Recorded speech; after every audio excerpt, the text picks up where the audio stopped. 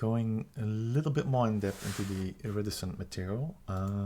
The master material uses 4 texture samples. 2 of them are baked textures from the mesh, and 2 of them are horizontal and vertical rainbow-like color texture.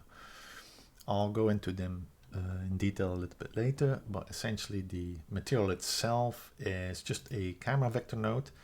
1 mask RG is added to the normal map, and 1 mask GB is added again to the normal map, and they input into the UVs of the vertical and horizontal rainbow texture. These 2 are lerped 0.5, which goes into a lerp again with the diffuse material and a scalar iridescent strength. And then we have 3 more other scalars, which is the metallic, specular, and roughness, and a normal strength scalar. When I go into the instance material, I'll show the settings. For the horizontal and vertical rainbow texture, which is essentially this one, very small, it's 8 by 512. You could probably even go smaller and do a 4 by 256, and a horizontal, again, 512 by 8.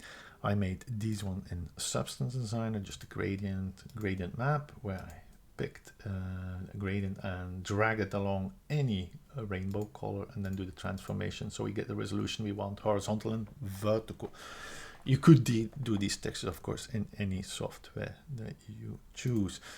For the baked out textures, I did the rock in ZBrush and then retopologized procedurally in Houdini.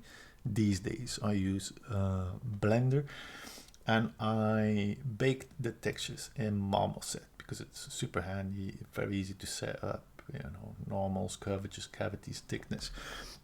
Because at first I wanted to have a nice hand painted rock, you know, with nice highlights and all that, and I wanted to use the thickness map for these lovely at the end, like where it gets thinner, you get that lovely gradient, and I really love gradients in pretty much everything I do. So that's why I actually had a thickness map, and then for which essentially is this one baked out in Marmoset, and then the normal map. For the instance material, so basically we set the diffuse map using the thickness map and the normal textures, again, baked out texture from that mesh.